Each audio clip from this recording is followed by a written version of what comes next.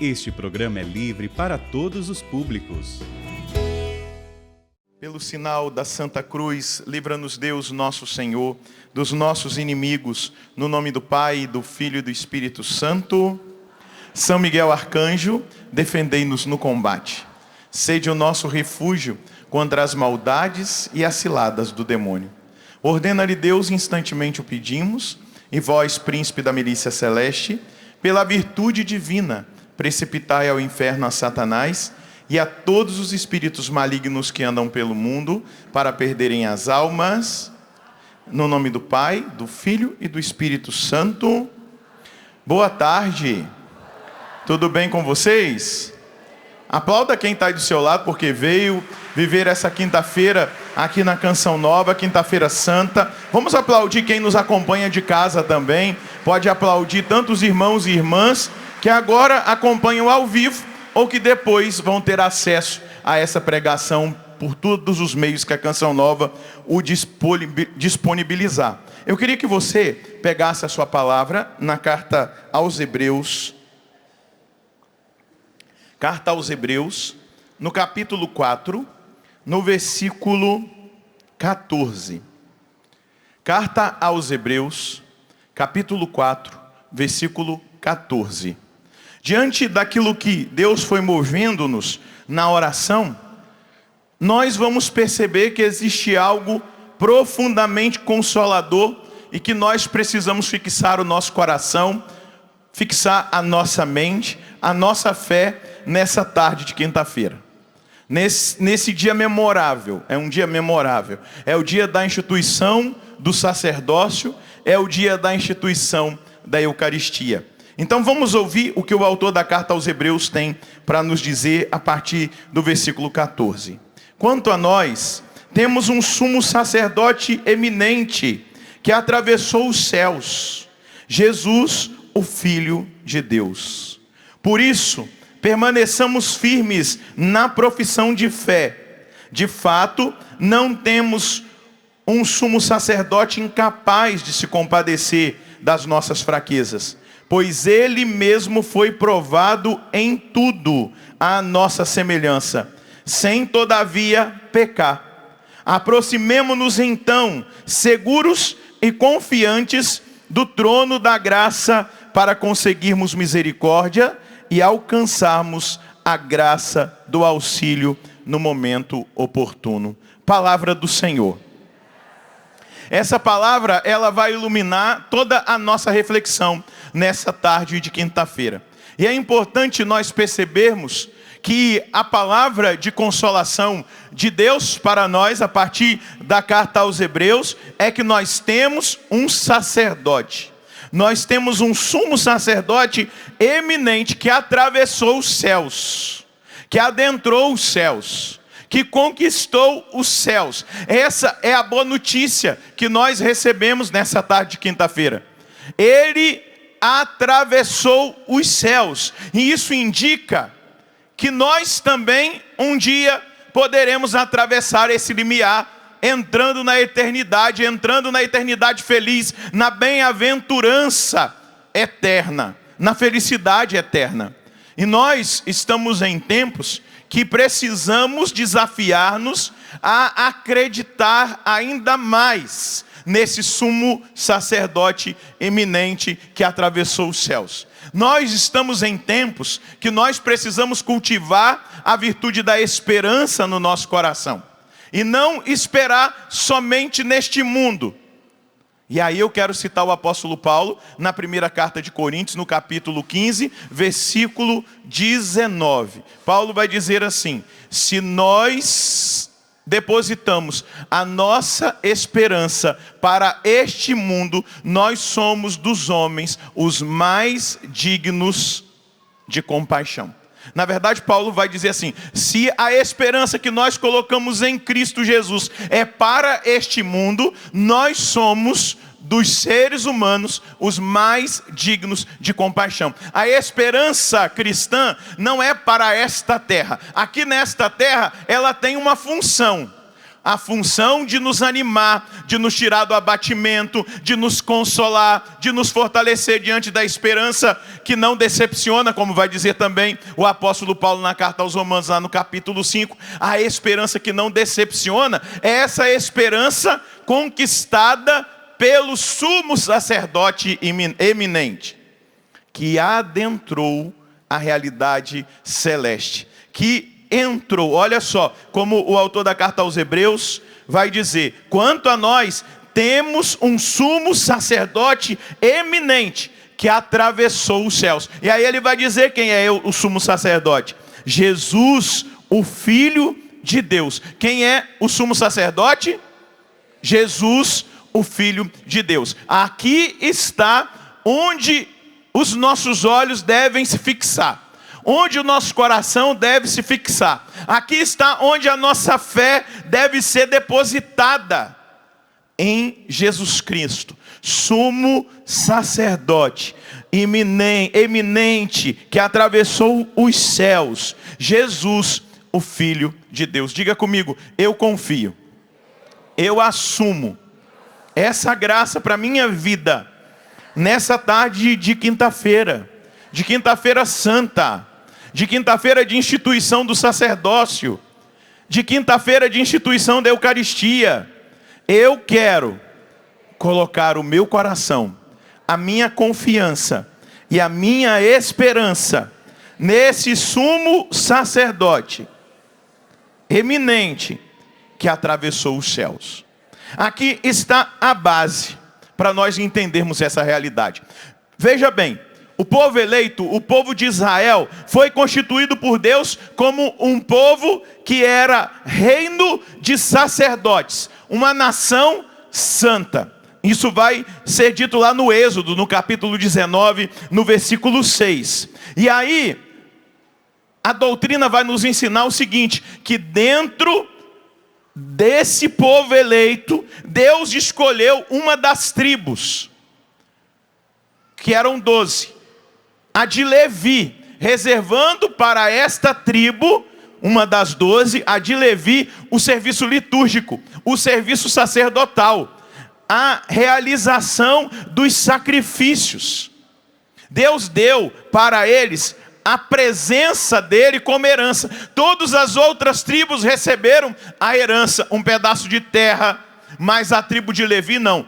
Deus é a sua herança. A tribo de Levi foi instituída e constituída para oferecer os ofícios litúrgicos, os sacrifícios pelo perdão dos pecados, para ser um instrumento de adoração, para levar o povo à adoração, à comunhão com Deus. Os sacerdotes, eles ali eram instituídos para intervir em favor dos homens na sua relação com Deus. Isso precisa ficar muito claro para nós entendermos o ofício desse sumo sacerdote eminente que entra nos céus.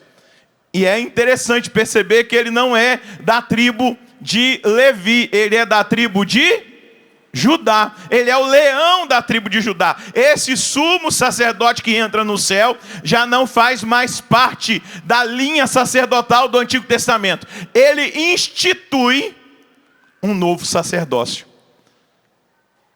um sacerdócio eterno, segundo a ordem de Melquisedeque, que é aquele que não tem genealogia, que não tem princípio, que não tem fim, que Abraão, que era o patriarca, oferece para ele o dízimo, o sacrifício, e aquele sumo sacerdote, aquele rei de Salém, Melquisedeque, portava o pão e o vinho, elementos do sacrifício que será oferecido no novo sacerdócio, no sacerdócio do Novo Testamento. Então os sacerdotes, eles eram separados no Antigo Testamento para oferecer dons, para oferecer sacrifícios. Eles eram instituídos para anunciar a palavra de Deus. E você vai percebendo isso também no sacerdócio do Novo Testamento. Eles eram instituídos para restabelecer a comunhão com Deus pelos sacrifícios e pela oração. Esse sacerdócio, ele continua impotente para operar a salvação. Veja bem, aqueles sumos sacerdotes que entravam lá no Santo dos Santos uma vez por ano para oferecer ali o sacrifício para o perdão dos pecados da humanidade, do povo de Deus, eles não tinham poder para salvar. Ele era um sacerdócio limitado, porque ele oferecia uma vítima. E essa vítima não era o próprio sacerdote. Não era o próprio sacerdote, era uma vítima que era adquirida para ali representar aquele que estava entregando a vítima para o sacerdote para a expiação do seu próprio pecado. Mas o sacerdote, como aquele outro que estava oferecendo ali a vítima para o sacrifício, ele era pecador, ele só passava por uma purificação para oficiar a liturgia. Porém, ele era tão pecador quanto aquele que estava oferecendo aquele animal, aquela ave ou aquela realidade própria do sacrifício. Ele era somente o sacerdote para oferecer o sacrifício, mas nunca para operar a salvação. E isso foi preciso se repetir inúmeras vezes, milhares de vezes. Eu fico imaginando como que era o ambiente, o cheiro do ambiente com tanto sangue derramado, de tantas vítimas ali no templo, em Jerusalém. Em outro momento, na tenda da reunião, aquele sacrifício insistente e que não era capaz de levar à santificação definitiva. Mas a carta aos Hebreus vai dizer: quanto a nós temos um sumo sacerdote iminente que atravessou os céus, Jesus, o Filho de Deus. Isso vai nos mostrar algo importante. O sacerdócio do Antigo Testamento, ele vai ser a figura daquele que seria o sacerdócio estabelecido no Novo Testamento e definitivamente aquele que representava aquilo que representava os sacrifícios de animais no Antigo Testamento, oferecido pelos sacerdotes, sumos sacerdotes. Ele vai ser a figura, a prefiguração daquilo que nós em Cristo deveríamos experimentar. E do que eu estou falando para você que está aqui? Do que eu estou falando para você que me acompanha de casa? Eu estou falando de salvação. Eu estou falando de vida eterna. Eu estou falando de pagamento pela dívida do nosso pecado. Vocês se recordam do que o apóstolo Paulo vai dizer que é o salário do pecado? Pergunta para quem está do seu lado: qual é o salário do pecado? Está lembrado? Diga: é a morte. O salário do pecado é a morte. E aí hoje nós vamos começar a perceber algo nesse sumo e eterno sacerdote, desse sacerdócio definitivo, ele que adentra os céus. Nós vamos perceber algo. Ele se oferece, ele morre. Lembra que o salário do pecado é a morte? Ele morre para pagar o preço do nosso resgate, da nossa redenção. Ele morre para oferecer o seu próprio sangue. Ele é sacerdote e ele é vítima. Isso nós não encontramos no meio dos pagãos, que também ofereciam muitas vezes sacrifícios. Isso nós não encontramos no sacerdócio judaico, que faziam a oferta do sacrifício. Nunca o sacerdote que oferecia o sacrifício, ele era a vítima. Mas por causa dos nossos pecados, pela nossa salvação, para que nós experimentemos consolação, Deus, o Pai, e aí eu vou citar um texto bíblico que eu sempre cito e amo citar, e vou sempre citar porque ele fala muito ao meu coração, e eu ainda me lembro do nosso querido e saudoso Padre Rufus. Ele dizia que essa era a palavra que ele mais gostava na Bíblia. João capítulo 3, versículo 16. De tal modo Deus amou o mundo, que enviou o seu Filho unigênito, para que todo aquele que nele crê não pereça, mas tenha a vida eterna. O Pai envia o Filho unigênito. O Filho unigênito é o sumo sacerdote eminente que adentra os céus. Mas ele adentra os céus depois de oferecer o sacrifício. Ele é sumo sacerdote, ele oferece o sacrifício, mas ao mesmo tempo que ele é sumo sacerdote, ele também é vítima. Ele também é vítima, porque ele precisava expiar os nossos pecados. Para você entender um pouquinho, essa palavra da carta aos Hebreus é o texto central que nós estamos na nossa reflexão. Mas eu queria que você voltasse um pouquinho comigo e fosse lá no livro do Gênesis, lá no capítulo onde vai narrar a queda do homem e da mulher, a queda de Adão e Eva. E eu gostaria que você, no capítulo 3 do livro do Gênesis, você fosse comigo no versículo 7. No versículo 7. Quando vai falar, depois que Adão e Eva comeram do fruto que Deus tinha proibido, versículo 7. Então os olhos de ambos se abriram, e como reparassem que estavam nus, teceram para si tangas com folhas de figueira. Olha que interessante, eles tecem para si tangas com folha de figueira, porque perceberam-se nus. Eles nunca tinham tido aquela percepção, não existia malícia. Não existia malícia, a gente precisa entender isso. Não existia a malícia, não existia a corrupção dos sentidos. E naquela hora, quando eles desobedecem a Deus, essa malícia passa a existir. E eles, pelos sentidos, começam a perceber que estão nus. E essa percepção de uma nudez física, mas também de uma nudez espiritual, no primeiro momento, eles fazem essa folha de figueira. Mas as folhas de figueira, elas não poderiam cobrir, na verdade, a nudez física e nem a nudez espiritual. Pois, se você pegar uma folha de uma árvore agora, tirá-la da árvore, né? Aqui nós temos na chácara várias árvores, aqui à minha frente tem um pé de manga, né? Se eu pegar um galho de pé de manga ali, eu tiro o galho do pé, daqui a pouco ele vai começar a murchar, e o que vai acontecer daqui para frente? Um processo de ressecamento, ele vai ressecar. E eles haviam feito essa roupa para cobrir a nudez física, mas aqui também a nudez espiritual com folhas secas. E a gente pergunta, mas o que era preciso então para cobrir a nudez física, a nudez espiritual? E aqui nós vamos ver no texto sagrado a primeira vez que faz-se alusão a um sacrifício de um animal, ao derramamento de sangue.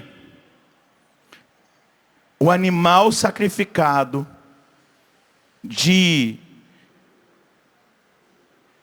um animal que Deus vai sacrificar para tirar dele a pele, o couro, para cobrir a nudez do homem e da mulher. Veja o versículo 21, para você ver, aonde nós vamos ver exatamente isso. Versículo 21, o Senhor Deus fez para o homem e a sua mulher roupas de pele com as quais os vestiu. A folha ia secar. A pele do animal sacrificado, que o sangue foi derramado naquele primeiro sacrifício que a Escritura nos revela, aquele sacrifício que acontece dentro do capítulo do livro do Gênesis, onde há queda, aquele sacrifício prefigura um sacrifício que vai acontecer depois de muitos e longos anos de história, um sacrifício definitivo para cobrir a nudez do pecado. Essa figura deste sacrifício feito pelo próprio Deus de um animal, o derramamento do sangue desse animal, essa pele que vem cobrir a nudez, ela é a figura daquilo que nós vamos experimentar nesse sumo sacerdote eminente que entra no céu. É a primeira vez que nós vemos essa beleza de revelação diante do derramamento do sangue de uma vítima. Isso mostra esse sumo sacerdócio, esse sumo e eterno sacerdócio, esse sacerdote iminente que vai adentrar os céus e que vai conquistar para nós a salvação. Diga comigo: Senhor, nessa tarde, me conceda a graça de ter um entendimento do mistério. Conceda-me o dom da sabedoria, o dom da ciência, o dom do entendimento e também do conselho, para que dentro dessa mística do dia de hoje, eu possa entrar no mistério e entender aquilo que o Senhor está revelando a mim nessa tarde. O meu preço, o preço do meu resgate, o preço da minha salvação, foi o sacrifício do Filho unigênito. Repita isso: do Filho unigênito do Pai, Jesus Cristo, sumo e eterno sacerdote, que adentra o céu, para que eu, na minha vida, experimente essa grande obra de transformação, que é o derramamento de sangue de Jesus, que é o sacrifício de nosso Senhor lá na cruz, que é a vitória conquistada por Ele, diante de todo o pecado, de toda a morte e do demônio. Obrigado, Senhor, pela revelação que o Senhor está me entregando nessa tarde. Obrigado, Senhor, por me fazer experimentar quão amado eu sou. Eu agradeço ao Senhor nessa tarde, por experimentar esse amor que o mistério me revela. O mistério da paixão, o mistério da morte, o mistério da ressurreição, o mistério do sacerdócio, o mistério da Eucaristia, me revelam a grandiosidade do seu amor, o comprimento, a altura, a profundidade e a largueza desse amor. Bata no peito e diga isso: eu sou muito amado. Eu sou muito amado pelo Deus de amor, porque Ele entregou o seu Filho unigênito para morrer num sacrifício eterno, numa aliança eterna, pela minha salvação. Deixa eu perguntar para você: existe notícia melhor do que essa sobre a face da terra? Pergunta para quem está do seu lado: existe? Cara, deixa eu falar assim, cara, meu irmão, Deus envia o Filho unigênito dele. Deus fala com a humanidade na Escritura, lá no jardim em Éden, antes dele colocar para fora Adão e Eva do jardim, no paraíso terrestre. Ele faz um sacrifício de animal, ele derrama o sangue de um animal, como figura daquilo que traria de volta o homem para o jardim, mas não mais o jardim na terra, mas esse jardim celeste que o autor da carta aos Hebreus vai dizer para mim e para você nessa tarde: nós temos um sumo sacerdote eminente que adentrou os céus, Jesus, o Filho de Deus. Meu Deus, isso deveria arrancar de nós uma alegria, um grito de júbilo. Isso deveria trazer consolação diante das nossas perdas, diante das dificuldades que nós temos enfrentado no presente século, diante de todos os desafios que nós temos enfrentado, diante das más notícias que saem por aí na mídia, que nós recebemos muitas vezes. Essa é a notícia que nos sustenta e nos deixa de pé. O Pai enviou o seu Filho como sacrifício definitivo pelo nosso pecado. Por que um sacrifício definitivo? Porque ele é puro, impecável, ele não tem pecado. Porque é um sacrifício definitivo? Porque é o sacrifício do próprio Deus. Deus que agora não mata um animal, não sacrifica um animal para cobrir a nossa nudez, para tirar de nós a mancha do pecado, para arrancar-nos das garras de Satanás, para tirar-nos da mentalidade mundana, corrompida. Deus oferece-se a si mesmo. Ele se oferece. Ele oferece o sacrifício do seu próprio filho, que é da sua mesma substância. Consubstancial ao Pai é o Filho. Ele é da mesma substância do Pai. Ele é Deus. Então, 100% homem, 100% Deus. Ele se oferece como sacerdote para oferecer o sacrifício de expiação. E Ele mesmo é a vítima. Então, quando você vê o sacerdote no altar, celebrando o sacrifício da missa, quando você participar da Santa Missa hoje, entenda que ali está acontecendo ao mesmo tempo a oferta pela expiação dos seus pecados, e o sacerdote que celebra o mistério é a própria vítima, porque ele é o Cristo. O sacrifício, ele é exatamente oferecido assim. Eu, quando celebro a missa, eu tenho plena consciência do que eu estou celebrando. Eu estou celebrando o sacrifício de nosso Senhor. O sacrifício de Cristo é presentificado no altar. O sacrifício de Cristo é tornado presente.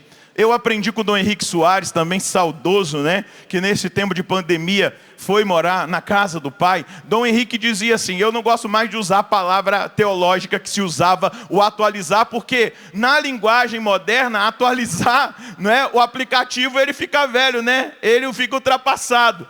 O sacrifício de Cristo nunca é ultrapassado.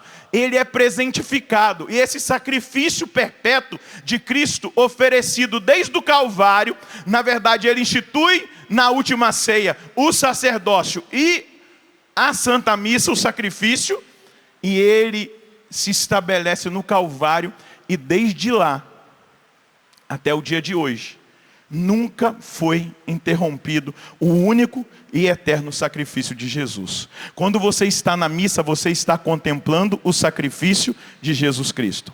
Uma vez eu escutava o Frei Raniero testemunhar, cantar la missa. O Frei Raniero cantar la missa testemunhou que ele foi celebrar uma missa uma vez numa paróquia no interior da Itália. E durante a consagração ele percebeu que tinha uma criança chorando demais. E os pais tentavam conter a criança, porque às vezes ela chorava muito fortemente, né? Soluçava. E aí o Frei ficou até preocupado. Depois que terminou a Santa Missa, ele foi, chamou os pais com a criança na sacristia para perguntar se tinha acontecido alguma coisa. E sabe o que os pais revelaram para o Frei, que a criança disse naquela hora? Por que ele estava chorando? Porque quando o Frei consagrava o pão e o vinho no altar, a criança via um homem morrendo no altar e falava: por que, mamãe, ele está morrendo no altar? Por que, mamãe, esse homem está sendo morto ali no altar? Por que o sangue dele está sendo derramado? E o Frei entendeu que a criança pura conseguia enxergar aquilo que a nossa fé nos diz, mas conseguia enxergar realmente o que estava acontecendo no altar. O altar é Cristo, e onde Cristo é oferecido, ali, naquele sumo e eterno sacerdócio iminente que entrou no céu, naquela oferta sacrificial, onde o sacerdote ao mesmo tempo é vítima e ele se oferta no altar, ali aquela criança conseguiu traduzir o mistério. Eu estava vendo um homem morrer em cima daquele altar. E sabe por quem ele morreu, né? Diga comigo: Padre, é nós na fita. Foi por mim, foi por você. Quando você vai para uma Santa Missa, é por isso que o nosso comportamento numa missa tem que ser diferenciado. Se eu tenho consciência de onde eu estou, do que eu estou vivendo, que eu estou diante do sacrifício único e eterno de nosso Senhor, não é? Meditar o sacerdócio de Cristo nessa Nesse dia é fundamental nós entendermos: eu estou na Santa Missa vivendo o mistério da paixão, da morte e da ressurreição do Senhor. Ali acontece a minha salvação, ali eu sou justificado, ali eu sou redimido, ali eu sou salvo. E eu preciso cultivar essa consciência, eu preciso valorizar o sacerdote da minha paróquia, eu preciso entender. Por isso que os santos sabiam o que era o sacerdócio. Por isso que Santa Catarina de Sena dizia: se ela encontrasse na mesma rua um anjo e um padre, ela se ajoelharia aos pés do padre, e não do anjo. Porque o anjo não podia oferecer para ela o sacrifício de Jesus Cristo, mas o sacerdote ordenado na igreja una, santa, católica, apostólica, na igreja hoje que tem Francisco como sumo pontífice, o sacerdote oferece o sacrifício pelo perdão dos nossos pecados. E eu queria que você aplaudisse os sacerdotes do mundo inteiro.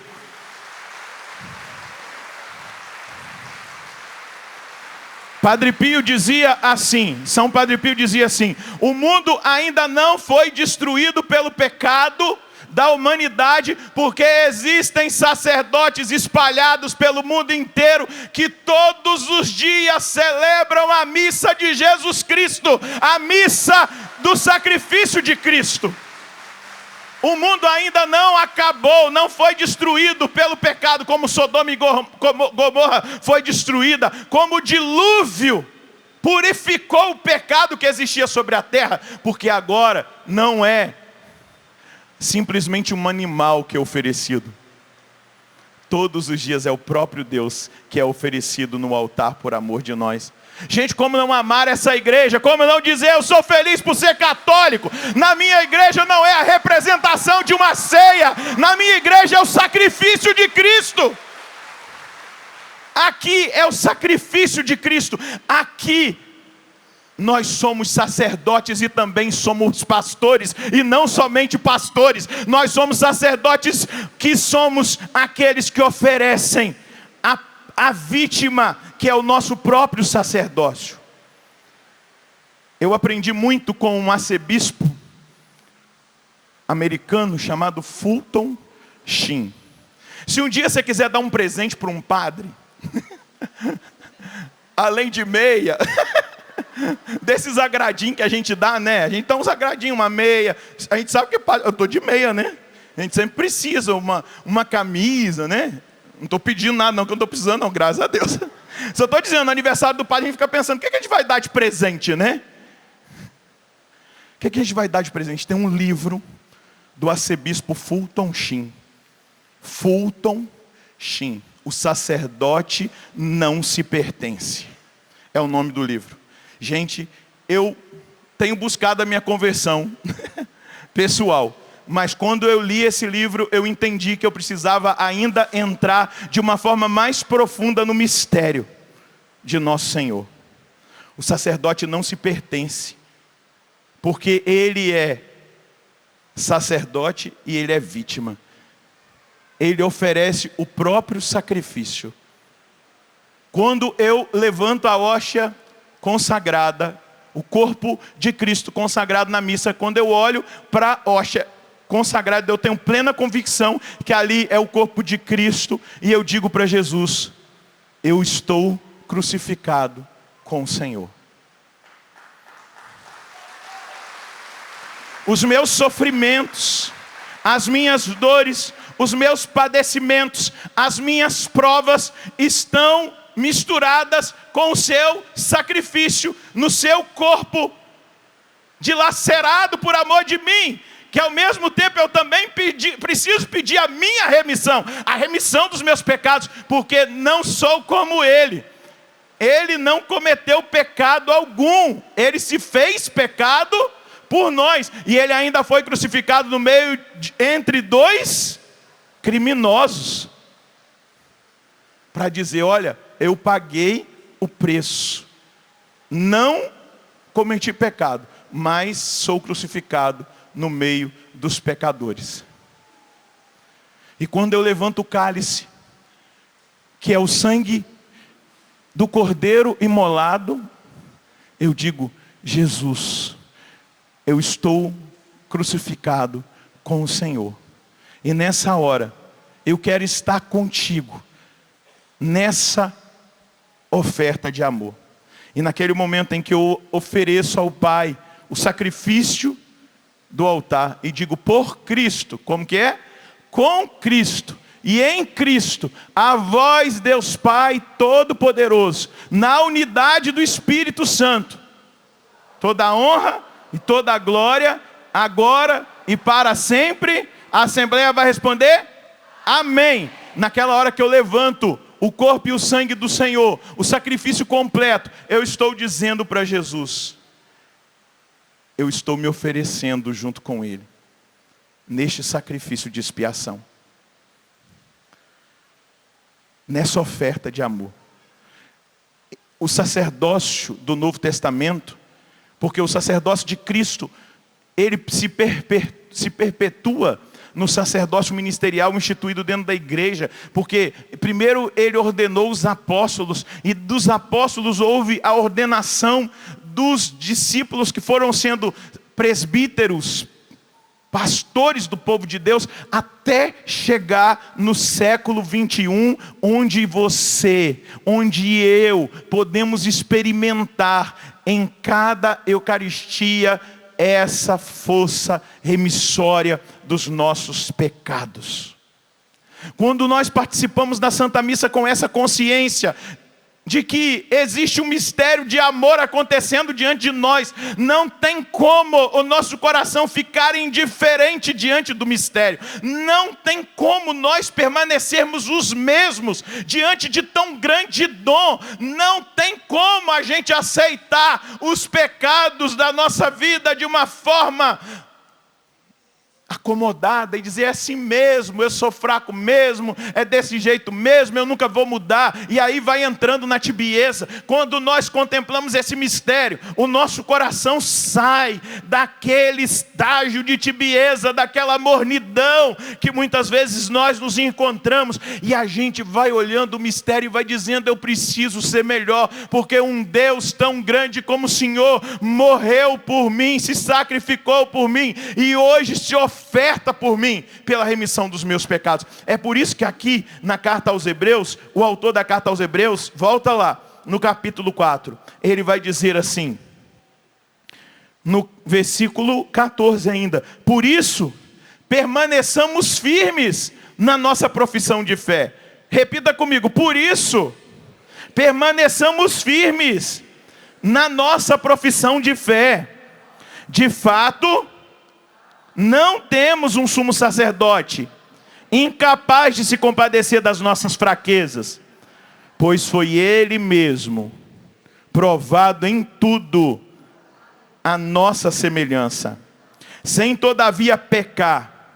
Aproximemo-nos então, seguros e confiantes do trono da graça, para conseguirmos misericórdia e para alcançarmos a graça do auxílio no momento oportuno. Veja só, aqui existem algumas coisas no texto. Permaneçamos firmes na nossa profissão de fé, conscientes do que é oferecido. De tal forma, Deus amou o mundo, que Ele enviou o seu Filho unigênito, para que todo aquele que nele crê não pereça, mas tenha a vida. Está consciente do que foi feito? Deus não enviou o seu próprio Filho para condenar o mundo, mas para salvar os que estão no mundo. Eu não vou aqui condenar ninguém, eu vou aqui propor a firmeza na profissão de fé. E não é simplesmente precisamos professar a fé com palavras, precisamos professar a fé exteriormente, as pessoas precisam ver no que nós acreditamos. Mas essa profissão de fé é também uma atitude interior, onde diante do mistério que eu contemplo, que eu experimento, que eu toco, que muda a minha vida, que muda a minha estrutura, que tem possibilidade de perdão, qualquer que seja o pecado, aquilo que eu tiver feito, a coisa mais bárbara, mais vil que poderia acontecer sobre a face da terra. Se nós pudéssemos imaginar a pessoa que está num nível de pecado altíssimo, dos mais gravíssimos, daqueles que clamam aos céus, diante desse mistério a gente sabe que essa pessoa tem perdão. Diante do sacrifício do Filho de Deus, a gente sabe que essa pessoa tem perdão. Mas essa pessoa precisa ter consciência. Eu quero dizer, se existe alguém aqui no nosso meio que faltava-lhe a consciência para que você, entrando no mistério, experimentasse a libertação interior de coisas que você viveu no seu passado e que muitas vezes você já até trouxe no sacramento da confissão, mas você fica com aquilo martelando na sua cabeça, com aquela acusação. Eu quero dizer para você, em palavra de ciência nessa hora, que Jesus Cristo já pagou o preço do seu resgate e chegou a hora de você entrar no mistério e entender que Ele te perdoou e você precisa se perdoar. Você está me entendendo? Porque na verdade não é Jesus que não te perdoou, é você que não se perdoou por aquilo que você fez. Amém?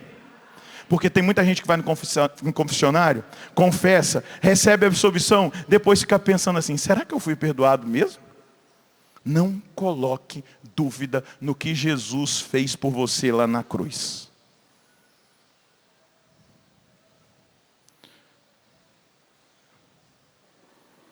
Não coloque dúvida. Vou repetir. No que Jesus fez por você lá na cruz. Eu quero pedir que o Elias, filme eu aqui.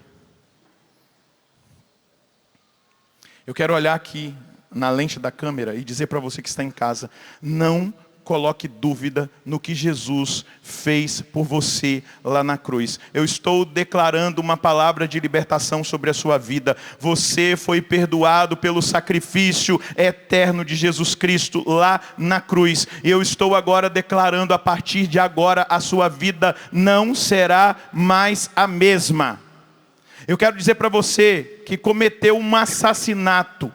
Você está sendo alcançado agora pela misericórdia de Deus. Eu não sei se você já pagou aqui na terra, no sentido do juízo humano, a pena, ou se você está pagando, porque você pode estar numa cadeia agora.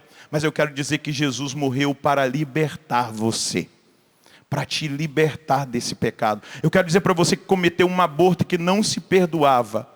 Jesus acolhe o seu arrependimento e Ele te perdoa, e você já trouxe isso no sacramento da confissão. Mas eu quero dizer para você agora que a libertação chegou definitivamente para a sua vida e você é livre, e a partir de agora você vai doar um tempo da sua vida para cuidar de crianças, para ajudar crianças necessitadas, porque Jesus está tocando no seu coração. Não coloque em dúvida o que Jesus fez por você. Pode aplaudir o que Jesus está fazendo.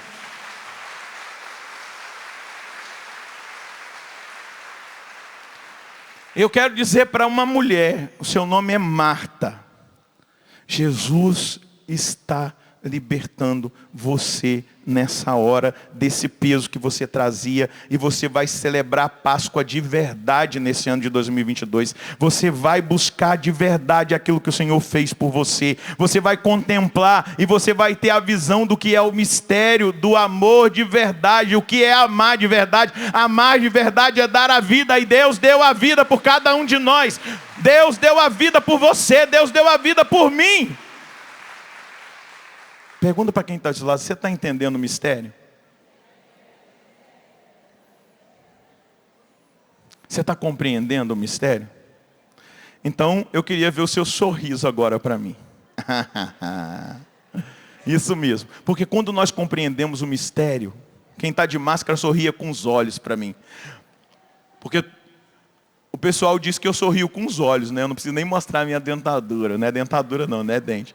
Mas todo mundo fala, nossa, padre, você sorri com os olhos. Sorrio mesmo, porque eu sou feliz. Sabe por que eu sou feliz? Você acha que eu não tenho problema, dificuldade, não passo por provas, por dores? Não, eu sou feliz porque desde o dia que eu tive consciência daquilo que Jesus fez por mim, eu não permito mais nada desse mundo influenciar naquilo que já foi decidido definitivamente no coração do Pai, que Ele pagou por mim o preço lá na cruz. Porque eu não coloquei a minha esperança para esse mundo. Eu não vivo aqui querendo esse mundo, eu não espero nada aqui. Tudo o que eu vivo aqui é em função de lá. Tudo o que eu busco aqui é porque eu sei que um sacerdote iminente, um sumo sacerdote iminente, entrou no céu. Seu nome é Jesus Cristo e Ele é o Filho de Deus. Meu Deus, se eu entendo isso, como é que eu vou ceder espaço para que aquilo que não vem de Deus queira roubar de mim o direito que eu tenho por excelência, porque foi uma decisão eterna de um Deus eterno, amante da humanidade, que entregou a sua vida. Só que nós que estamos aqui não podemos provocar em Jesus. Eu quero dizer para você que ouve pela rádio, você que assiste pela TV, você que acompanha pela internet, nós não podemos ser no século 21, no ano de 2022, aqueles que Jesus chega diante de nós, como Ele chegou diante de Jerusalém. Ele se comoveu, Ele chorou e Ele disse, Jerusalém, Jerusalém, se tu soubesses que estavas sendo visitada, tu terias mudado, porque eu quis te reunir como a galinha. Olha só, hein? A imagem que ele traz, como a galinha reúne os pintainhos, os pintinhos debaixo de suas asas, mas vocês não quiseram. Eu estou gastando aqui a minha saliva, o meu suor, eu estou dedicando esse tempo a Deus, para que você se convença desse mistério. Para que você, a partir de agora, seja a alegria do coração de Jesus. Porque há mais alegria no céu por um só pecador que se converta, do que por 99 justos.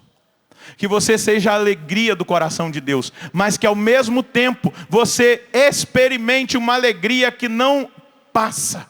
A alegria e a certeza de ser amado por um Deus que usa a imagem. Eu quis reunir todos vocês, Jerusalém, minha cidade santa, cidade amada, mas vocês não me quiseram, vocês não me reconheceram. Ele veio para os seus, mas os seus não reconheceram. Ele veio para os que estavam no mundo, mas eles não reconheceram.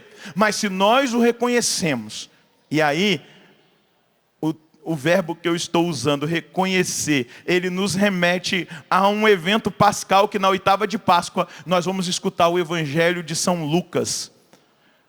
Se eu não me engano, na segunda da oitava ou na terça.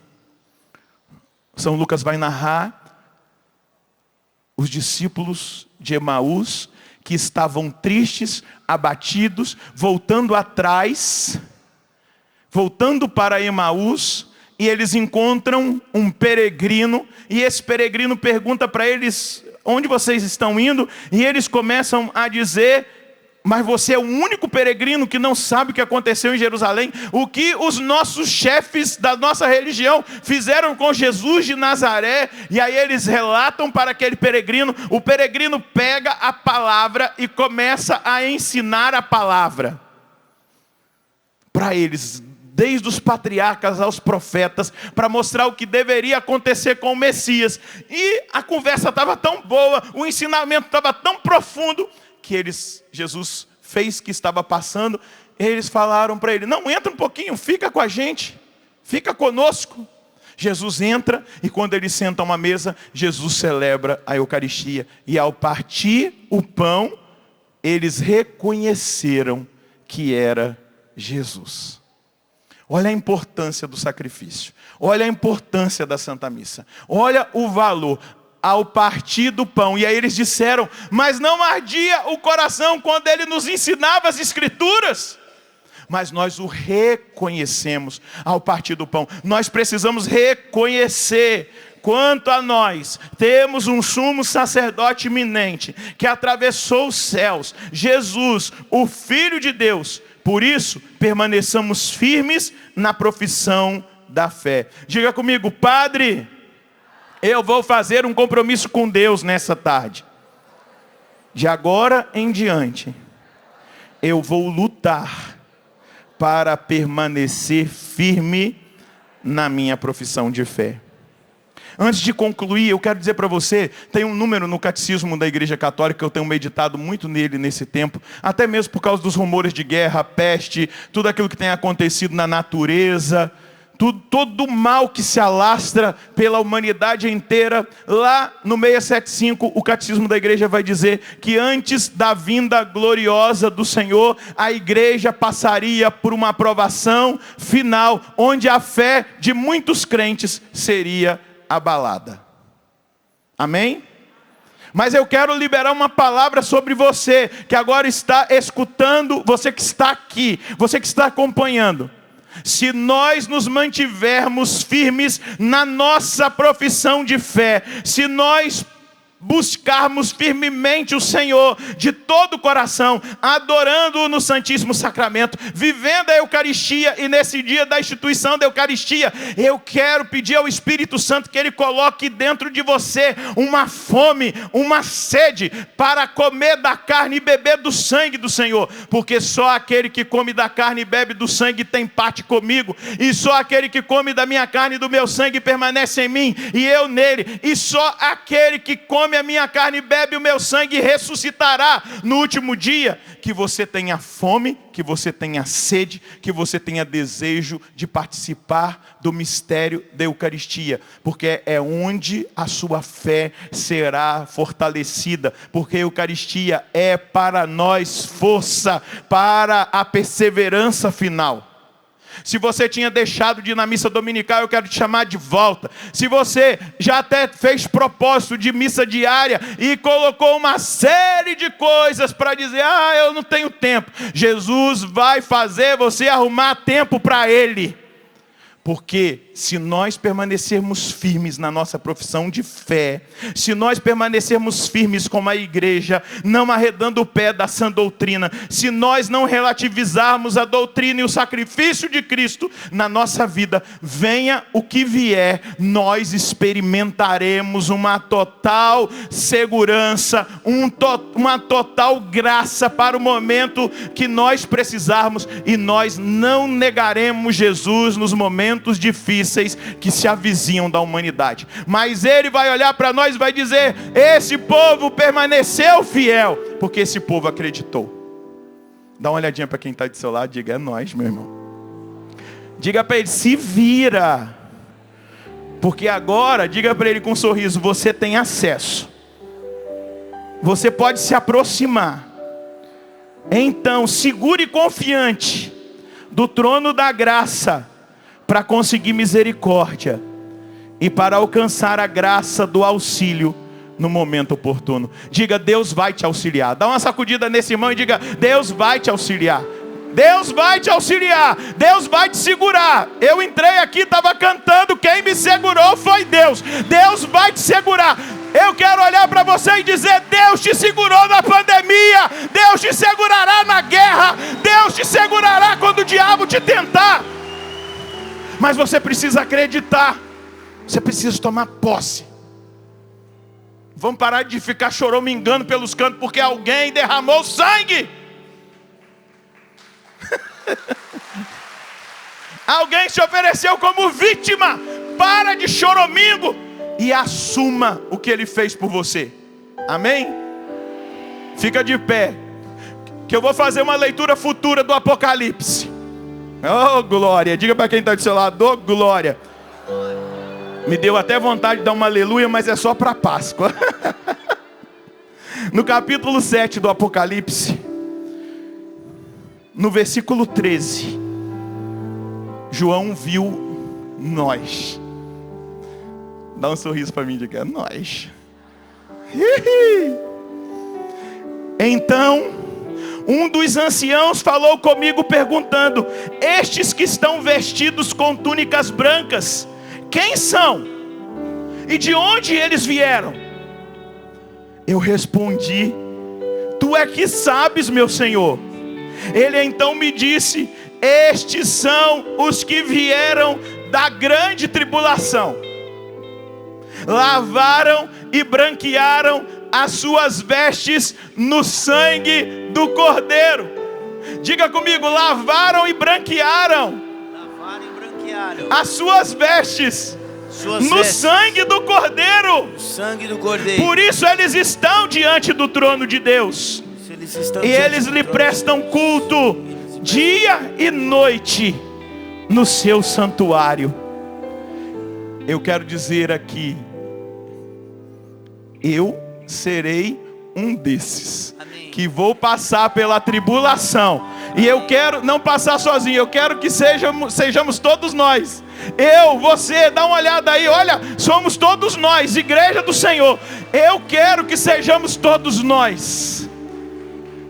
O ancião vai perguntar: quem são eles? São aqueles que lavaram e branquearam as suas vestes no sangue do Cordeiro. Eles venceram a grande tribulação, porque quem venceu por eles foi o Cordeiro de Deus. Ah, meu Deus do céu, que mistério, que coisa extraordinária.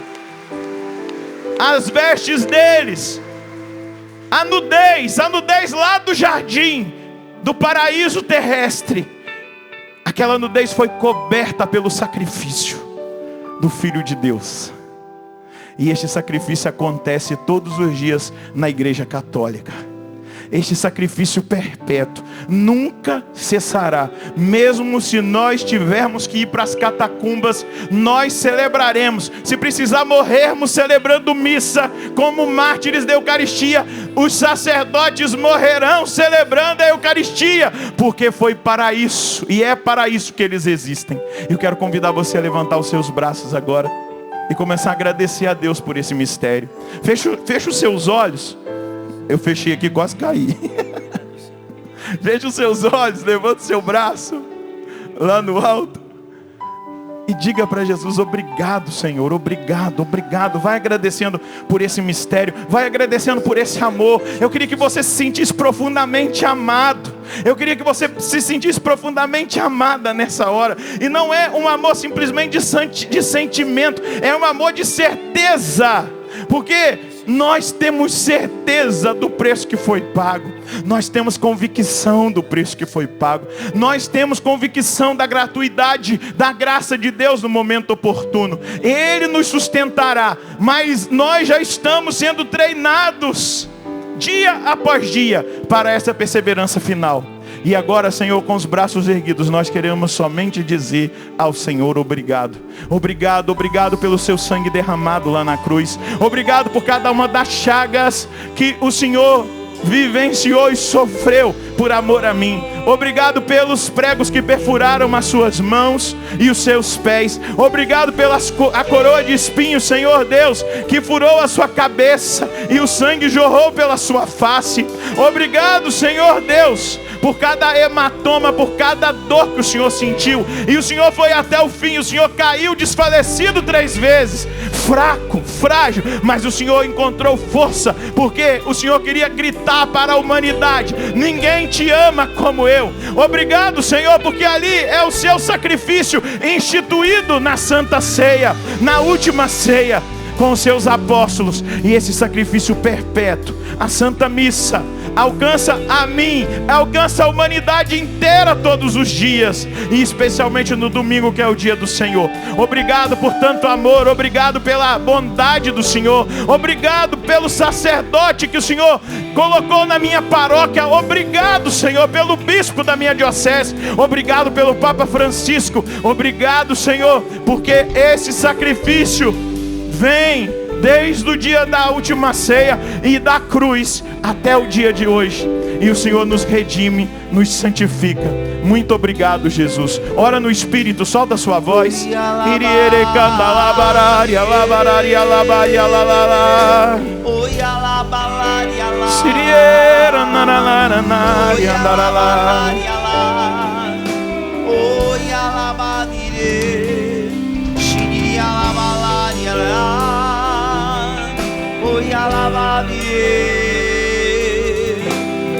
Solta a sua voz, meu irmão. Temos um sumo sacerdote no céu.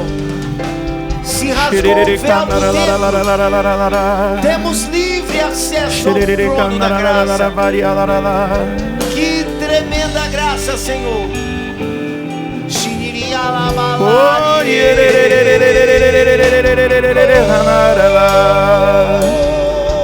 Temos livre acesso ao trono da graça.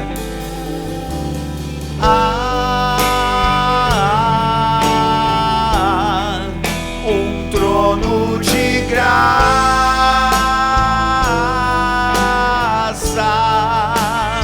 Há um trono.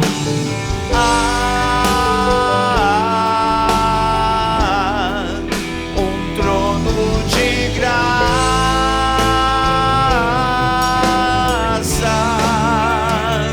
onde tu podes se achegar confiantemente, pois o seu amor te envolve completamente. Solta a voz, é um trono.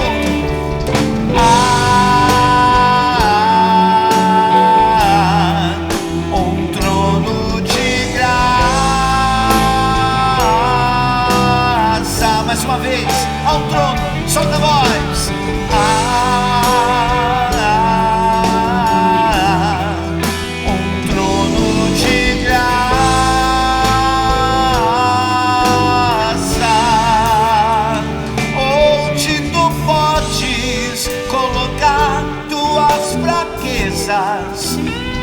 Pois o nosso Deus tem vencido as provas. Achega-te, achega-te, confiantemente alcançarás misericórdia. Não tenha medo, achega-te, confiantemente alcançarás graça e ajuda oportuna. E como está escrito, pois nosso Deus tem penetrado no céu, sumo sacerdote temos em Jesus, o Filho de Deus.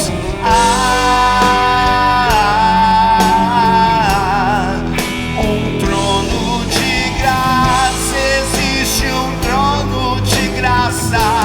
Só você cantando, só você.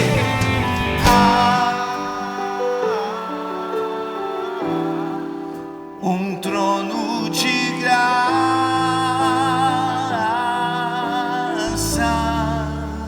Nós estamos diante desse trono de graça. Eu estendo as minhas mãos para abençoar a sua vida. Eu quero dizer para uma pessoa que estava com a sua fé vacilante, que nessa tarde o Senhor está restaurando a sua fé na Santa Igreja, a sua fé no sacerdócio, a sua fé na Eucaristia, e aqui é o seu lugar. Eu quero agradecer ao Senhor porque uma pessoa que estava totalmente debilitada por uma opressão de medo, a imagem é como se você estivesse mesmo com uma fraqueza em todo o seu físico por causa do medo. Você está recebendo da parte de Deus agora uma graça especial, de uma coragem diante daquilo que é a sua necessidade nesse tempo oportuno. Estende a sua mão, aquela que é a necessidade da graça que você tem para hoje, para agora. A palavra de Deus nos atesta que esse sumo sacerdote vem em socorro da nossa necessidade oportuna, no tempo oportuno, a graça do momento que nós precisamos. E eu quero, pela imposição das minhas mãos, declarar que essa graça que você tanto precisava, pela força dessa bênção, pela força do sacrifício de nosso Senhor Jesus Cristo, sacerdote e vítima, pelo sacerdócio ministerial que foi conferido por Deus na Santa Igreja para abençoar, eu declaro que essa graça se estabelece na sua vida, no nome do Pai, do Filho e do Espírito Santo. Pode aplaudir a obra do Senhor. Obrigado, Jesus. Pois nosso Deus